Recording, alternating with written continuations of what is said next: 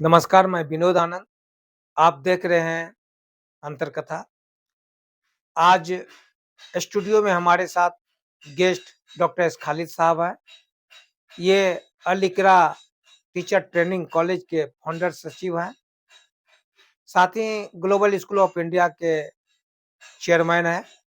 शिक्षा के क्षेत्र में इनका बहुत बड़ा योगदान रहा है। अभी सरकार बीएड कॉलेज को लेकर के एक नई नीति बनाई है, जिसका ड्राफ्ट जारी किया गया है। उसके अनुसार बीएड कॉलेज आज संकट में है, बंद होने के कगार पर पहुंच चुकी है। इस संदर्भ में क्या दिक्कतें हैं, आइए हम डॉक्टर खालिद साहब के पास चलते हैं और जानने की कोशिश करते हैं कि क्या-क्या प्रॉब्लम है। थैंक यू विनोदानंद जी। आपका और आपके अंतकथा चैनल का बहुत-बहुत कोटि-कोटि धन्यवाद कि आपने ज्वलंत मुद्दे के ऊपर एक सीरियसनेस दिखाया है और उस मुद्दे पर बात करने के लिए मुझे बुलाया है। पहले इंट्रोडक्टरी बात में मैं एक बात थोड़ा-सा बता दूँ कि Aligarh teachers training college Jharkhand का पहला टीचर्स ट्रेनिंग कॉलेज। झारखंड की स्थापना 2000 में हुई, कॉलेज की स्थापना भी 2000 में हुई दिसंबर में जी, और अब हम लोगों का 25 साल कॉलेज की स्थापना को हो रहा है।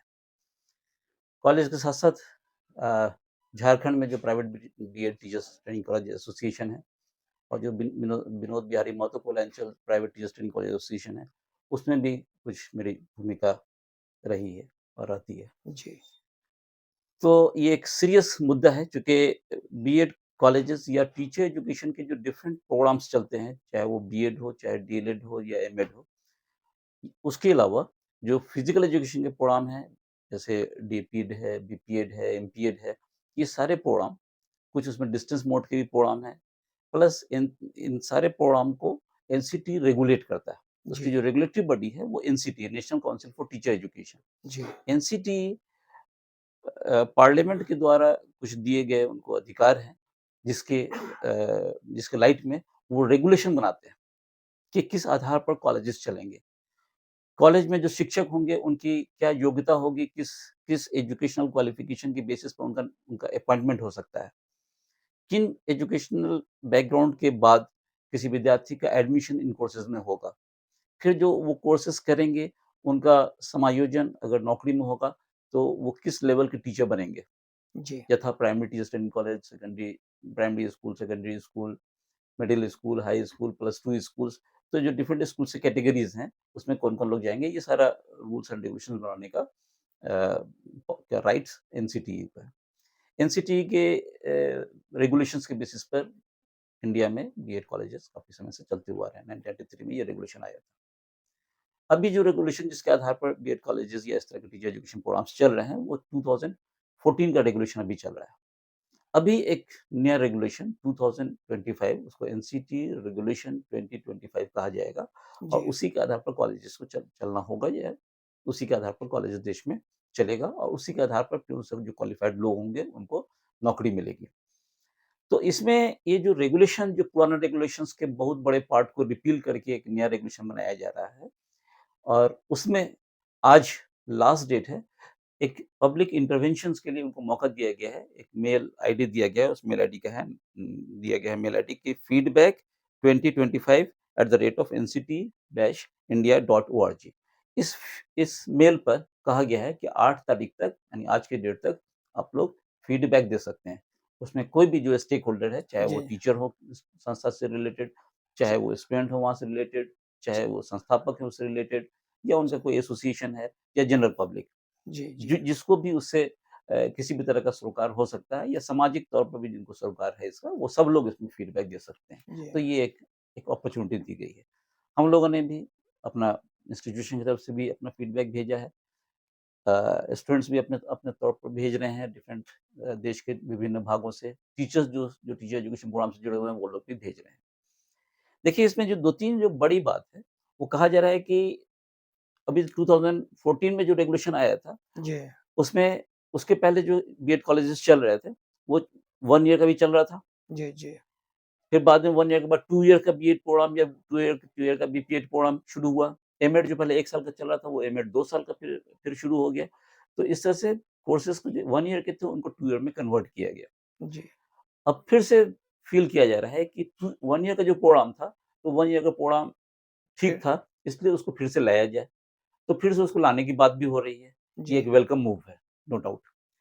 अब लेकिन समस्या ये हो रही है कि अब कहा जा रहा है कि चलिए 1 साल का भी प्रोग्राम चलेगा, 2 साल वाला भी चलेगा बीएड और बीपीएड या और एमएड और एमपीएड जी, जी, और साथ-साथ 1 साल का भी चलेगा। एक और बात आ रही है कि ये सब जो चलेगा, ये वैसे इंस्टीट्यूशन में चलेगा जहाँ पर आईटेप है। आईटेप मतलब इंटीग्रेटेड टीचर एजुकेशन प्रोग्राम। यही अब ये एक प्रॉब्लम तीसरे है। तरह का तीसरे तरह का कोर्स है और जी, यही एक प्रॉब्लम है जी, जी, कि कहा जा रहा है कि इंटीग्रेटेड टीचर एजुकेशन प्रोग्राम जिन कॉलेजेस में होगा, वहीं पर ये 1 साल का या 2 साल का बीएड या एमएड या बीपीएड या एमपीएड इस तरह के प्रोग्राम्स चलेंगे। जी, तो अब देखिए आईटेप क्या है इसको भी समझना होगा कि ये इंटीग्रेटेड टीचर एजुकेशन प्रोग्राम में कहा जा रहा है कि स्टूडेंट्स को डुअल डिग्री मिलेगी। एक तरफ वो बीए भी होंगे, बीएड भी होंगे। कुछ स्टूडेंट्स हर जी, कॉलेज में जी, जहाँ पर जी, बीएड जी, चल रहा है, अगर वो वहाँ पर माने अगर डिग्री कोर्स चल रहा है और अगर वहाँ पर बीएड को ऑप्ट किया जाता है, तो उनको कुछ जी, सीट इस प्रोग्राम के लिए मिलेगी और उसमें डुअल स्पेशलाइजेशन उनको मिलेगा, डुअल जी, डिग्री होगी। जी, वो बीएससी बीएड होगा, बीकॉम बीएड होगा, बीए बीएड होगा, ठीक है, कोई दिक्कत नहीं है, वो भी एक प्रोग्राम चल सकता है। अब ये समस्या आ रही है कि वो केवल उसी जगह पर चलेगा, जहाँ पर इंटीग्रेटेड प्रोग्राम रहेंगे। अब दूसरी तरफ रेगुलेशन में कहा जा रहा है कि बीएड 1 ईयर, बीएड 2 इयर्स का सीधा सरोकार केवल एजुकेशन डिपार्टमेंट से होगा। फॉर एग्ज़ाम्पल मान लीजिए कि एसएसएलएनटी में जी, डिग्री कॉलेज भी है, वहाँ पे बीएड डिपार्टमेंट भी है। 4 ईयर इंटीग्रेटेड प्रोग्राम्स में चूँकि कुछ सब्जेक्ट्स उनको जनरल डिग्री का पढ़ना पड़ेगा, कुछ एजुकेशन का पढ़ना पड़ेगा, तो वहाँ पर मिला-जुला के दोनों तरह के टीचर्स का रोल होगा। जी, लेकिन 1 ईयर प्रोग्राम में और 2 ईयर प्रोग्राम में और चाहे वो रेगुलर प्रोग्राम हो या हुँ, उसको आप कहिए डिस्टेंस मोड का प्रोग्राम हो जी, या फुल टाइम कोर्स हो या पार्ट टाइम कोर्स हो, तो उस तरह के प्रोग्राम्स में केवल एजुकेशन डिपार्टमेंट का रोल होगा। यानी कि वहाँ पे जो एजुकेशन डिपार्टमेंट है, जी, केवल उस एजुकेशन डिपार्टमेंट का रोल होगा। अब हुँ, हम लोगों को यहाँ पे ये कहना है कि अगर केवल एजुकेशन डिपार्टमेंट का रोल है, माने एजुकेशन डिपार्टमेंट मतलब वो आप सरकार वाला डिपार्टमेंट नहीं समझिए, हुँ, कॉलेज का जो डिपार्टमेंट ऑफ एजुकेशन है जी, और हम लोगों के यहाँ तो कंप्लीटली एजुकेशन ही है, जी, तो कंप्लीट कॉलेज हुआ, मतलब है कि उसका रोल केवल एजुकेशन का ही रोल रहेगा, जी, जी, ठीक है? इस कोर्स को पढ़ाने के लिए उसको जनरल सब्जेक्ट वाले टीचर्स को कोई मतलब नहीं रहेगा। जब जनरल सब्जेक्ट वाले टीचर से मतलब नहीं रहेगा, तो ये क्यों लादा जा रहा है कि उस कॉलेज के अंदर 4 इयर्स प्रोग्राम रहना चाहिए, जिससे कोई औचित्य नहीं लगता है। एक तो बड़ा बड़ा ऑब्जेक्शन ये है। दूसरा ऑब्जेक्शन ये है कि इस कहा जा रहा है कि हर संस्था को हर एक कोर्स के लिए 20 लाख रुपया एनसीटी के अकाउंट में डायरेक्ट जमा करना होगा। जैसे अगर मान ये लीजिए कि हम लोग के कॉलेज में 3 कोर्स है, जी, एमएड है, बीएड जी, है और डीएलएड है। 3 कोर्स है, तो तीनों को 60 लाख रुपया जमा, आपको जमा करना होगा एनसीटी के अकाउंट में डायरेक्ट। ये तो जबकि मेडिकल काउंसिल ऑफ इंडिया में, एआईसीटीई हाँ, में बैंक गारंटी का प्रावधान है कि बैंक गारंटी आप दे दीजिए तो आपका काम खत्म हो गया। ये एनसीटी ने लिखा है अपने रेगुलेशन में कि इस पैसा को अपने अकाउंट में जमा करेंगे, इसके इंटरेस्ट को वो यूज़ करेंगे, ठीक जी, है? जी, अभी तक प्रावधान ये था कि 7 लाख रुपया पर कोर्स जमा करना था आपको अपने नाम से, इंस्टीट्यूशन के नाम से, जी, जी, जिसमें जॉइंट सेक्रेटरी एक रीजनल डायरेक्टर एनसीटी के होते थे जी, जी, और उसका इंटरेस्ट इंस्टीट्यूशन अपने यूज़ में ला सकता था।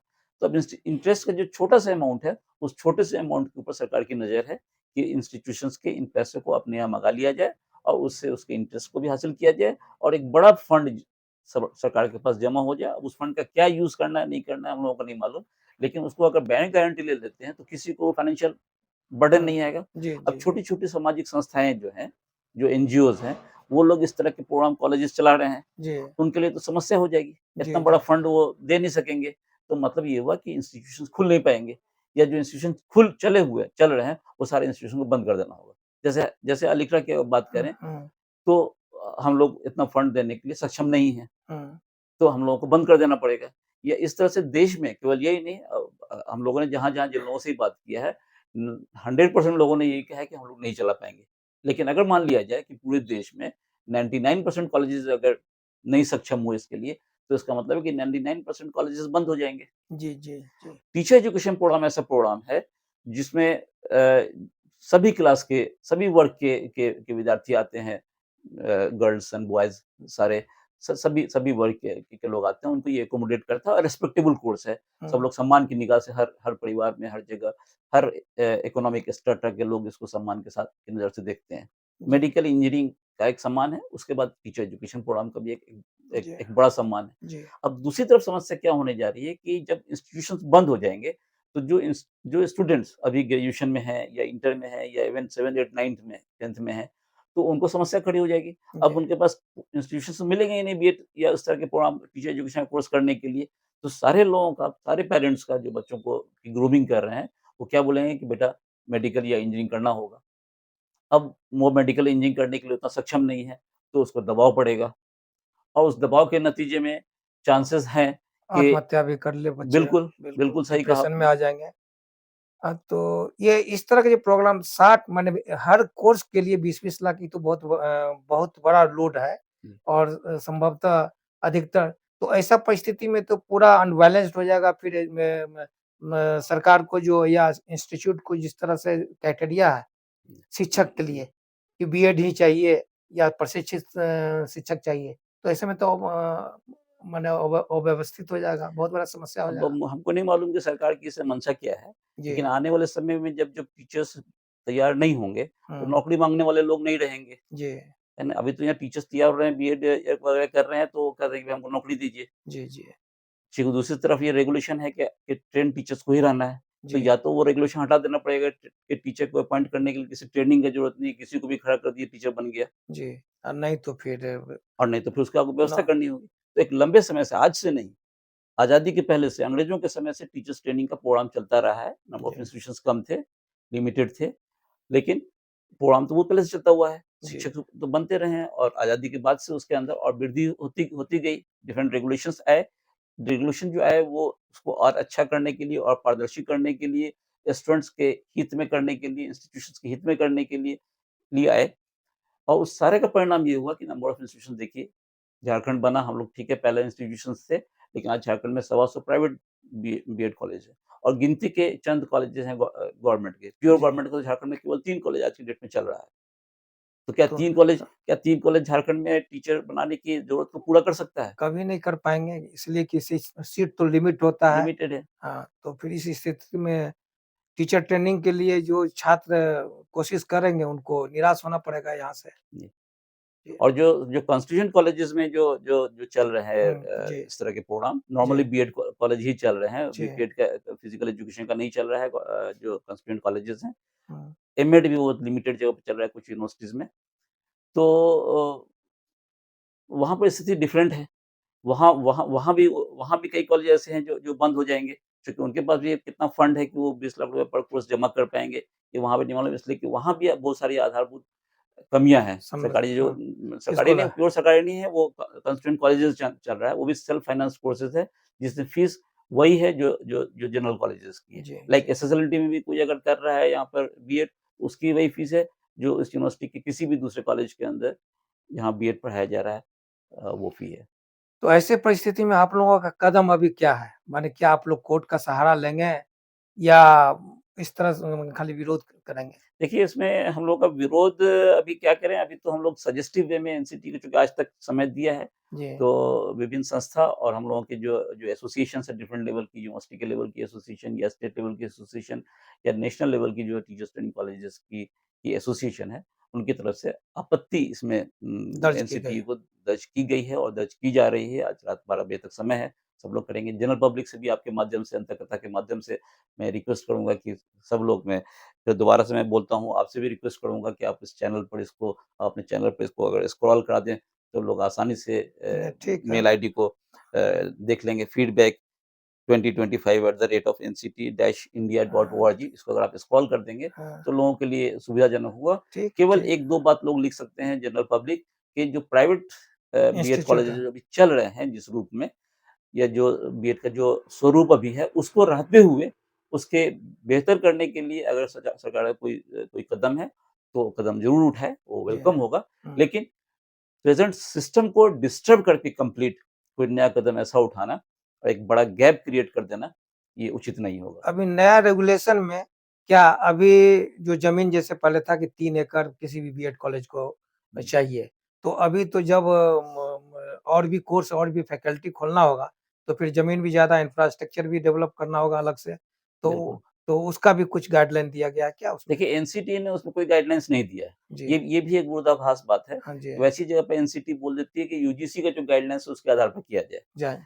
हम जी। लोगों का ये भी सजेशन है एनसीटीई को कि एनसीटी एपेक्स बॉडी है। हाँ। अब हर चीज़ के लिए अलग-अलग जो रेगुलेटरी बॉडीज़ हैं, उनको उनसे गाइडेड नहीं होने दिया जाए, बल्कि उन सबको समाहित करके अपने यहाँ एक गाइडलाइंस बना दीजिए, ताकि उससे यूनिटी ऑफ डायरेक्शन रहेगा। जी, जी, एनसीटी को हम मान रहे हैं, तो एनसीटी की जो गाइडलाइंस है, जो उनके सजेशंस है, जी, उनको उनको उनको मानते हुए और उसमें वो अपनी तमाम उन चीज़ों को वो शामिल कर लें, जो जो दूसरे रेगुलेटरी बॉडीज़ की तरफ से जी, दिया जाएगा। जैसे यूजीसी उसमें मेन है कि जी, यूजीसी गाइडलाइंस के आधार पर अब नया इंस्टीट्यूशन जो बनेगा, तो उसमें यूजीसी गाइडलाइंस जो है उसको फॉलो करना पड़ेगा। फिर जो यूनिवर्सिटी का लॉ है, उसके हिसाब से उसको फॉलो करना पड़ेगा, उसका एफिलिएशन कराना पड़ेगा। तो कई तरह की समस्या खड़ी हो रही है।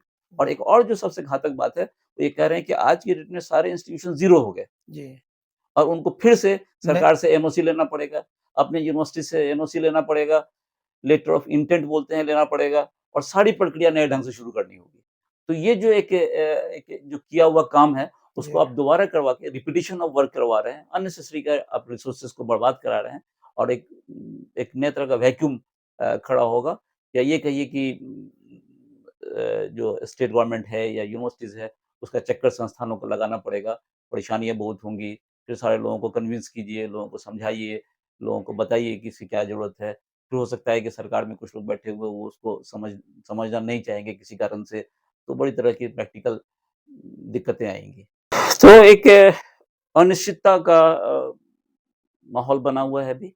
आज तो देखिए आज फीडबैक लेने का लास्ट डेट है, अभी फाइनल रेगुलेशन कब तक आता है, उसके बाद उसके बाद का की रणनीति फिर बाद में बनेगी।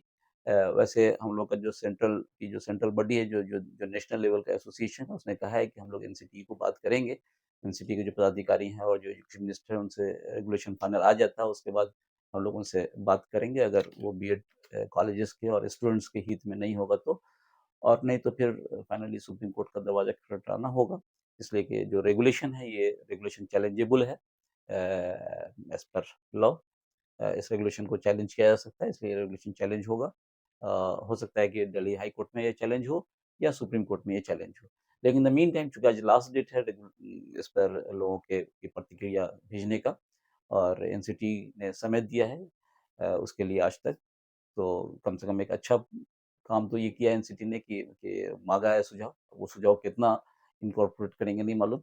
लेकिन इसमें हम सब लोगों की ज़िम्मेदारी होती है देखते हुए कि जो फ्यूचर जनरेशन है उसका टीचर एजुकेशन प्रोग्राम का क्या होगा। तो मैं आम जनता से, आम लोगों से जो ख़ास तौर से जो एजुकेटेड क्लास के लोग हैं, जो इन समस्याओं को समझ रहे हैं, जो इसके दूरगामी प्रभाव को समझ रहे हैं, उनसे रिक्वेस्ट है कि एनसीटी ने जो एक अभी मेल आईडी उसके लिए इश्यू किया है, फीडबैक 2025 @nct-india.org इस मेल आईडी पर सब लोग मैक्सिमम मेल करके कम से कम ये रिक्वेस्ट करें कि जो जो प्रेज़ेंट स्वरूप है टीचर एजुकेशन प्रोग्राम का, उस प्रेज़ेंट स्वरूप में ये चलता रहे और 4 ईयर इंटीग्रेटेड प्रोग्राम अगर इन्हीं इंस्टीट्यूशंस में देना है, तो इन इंस्टीट्यूशंस में भी उसको दिया जा सकता है और उसके लिए क्या रास्ता होगा, वो रास्ता सरकार को निकालना चाहिए कि इंस्टीट्यूशंस चले, इंस्टीट्यूशन के चलते हुए इसका जो जो बेहतरी का तरीका है, वो तरीका निकालना चाहिए। इंस्टीट्यूशन को बंद करके कोई फिर नया एक्सपेरिमेंट करना, ये देश हित में नहीं होगा और दुर्भाग्यवश शिक्षा ही में सबसे ज़्यादा एक्सपेरिमेंट होता है। अब देख लीजिए मेडिकल का जो प्रोग्राम है, इंजीनियरिंग का जो प्रोग्राम है, मैनेजमेंट का जो प्रोग्राम है, बहुत समय से जितने साल का ये प्रोग्राम है, उतने साल का चलता हुआ आ रहा है। जो उसकी आहर्ता पहले से थी, वही आहर्ता आज के दिन में भी है। उसमें कोई कंट्रोवर्सी नहीं है। लेकिन टीचर एजुकेशन प्रोग्राम जो आम तौर पे एक मिडल क्लास फैमिली के लोगों के पहुँच की चीज़ होती है और उनका इंटरेस्ट होता है, उनकी लाइकिंग होती है, अच्छा माना जाता है।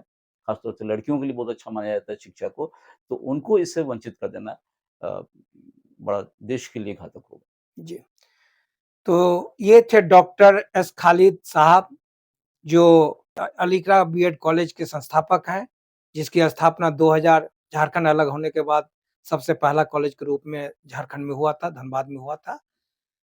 सरकार की नई नीति वास्तव में जितना बीएड कॉलेज पर बोझ बन कर के आ रहा है, प्रत्येक कोर्स के लिए 20 लाख रुपया करके प्रत्येक फैकल्टी के लिए जमा करना, ये बहुत बड़ा बोझ है और वो भी पैसा सरकार के खाते में जमा करना, उसका ना तो इनको ब्याज मिलेगा, ना उससे डेवलपमेंट का काम होगा। इसके अतिरिक्त इंटीग्रेटेड कोर्स सभी बीएड कॉलेज को चला पाना संभव नहीं होगा, 4 साल का। चूँकि सरकार जो नया नीति बनाया है कि इंटीग्रेटेड कोर्स जिस कॉलेज में होगा, 1 साल और 2 साल का जो बीएड डिग्री है, उसी कॉलेज में लागू होगा। तो ये भी अव्यावहारिक है और इसलिए आप सभी जनता का या आप सभी छात्रों का भी ये कर्तव्य बनता है कि सरकार जो एक एक्सपेरिमेंट करने जा रही है इसमें और एक्सपेरिमेंट करके कॉलेजों को बंद करने की जो साजिश रच रही है, उसमें आप लोग अपना-अपना सुझाव दीजिए ताकि उनको समझ में आए कि नहीं देश के लोग इसके विरोध में हैं। उन्होंने कहा और स्क्रॉल में ये आपका चलते रहेगा, ये जो ईमेल आईडी है, जिस पर आपको अपना सुझाव भेजना आज 12 बजे रात तक भेजना है। हम आप सभी से अपील करेंगे कि आप भेजें और सरकार से भी अपील है कि कम से कम ऐसी बोझ नहीं डालें इन कॉलेजों पर, जिससे कॉलेज ही बंद हो जाए। क्योंकि आपके पास सीमित संसाधन है, सीमित कॉलेजेज हैं और जितना कॉलेज है उतने में आपकी जो इसकी जो ज़रूरत है शिक्षकों की, उसको फुलफ़िल नहीं कर पाएगा। उम्मीद है आप सभी इस पर कमेंट भी करेंगे और अपना सुझाव भी देंगे ताकि ये सोशल मीडिया पर एक तरह से कैंपेन भी चलाएँगे ताकि सरकार को और उन संस्थान को जो बीएड कॉलेज को संचालित करती है उनको ये मैसेज जाए। इन्हीं शब्दों के साथ आप लोगों को बहुत-बहुत धन्यवाद। धन्यवाद। धन्यवाद हुँ, अभिनंदन जी और आपकी टीम को और अंतकथा को कि आपने बहुत रिलेवेंट बात उठाया, रिलेवेंट समय के ऊपर, हालाँकि समय कम बचा है, थोड़ा 2-4 दिन पहले हुँ। अगर ये बात होती तो जी, जी, और जी। अच्छा होता, लेकिन अब जो भी समय है इसका इसको इसको लोग ऐसे गंभीरता को समझें और जितना ज़्यादा इसमें फीडबैक लोग भेजें, जी, अपनी प्रतिक्रिया भेजें, वो देश हित में होगा उनका contribution. Thank you ji, very much. जी, नमस्कार। बंद करो।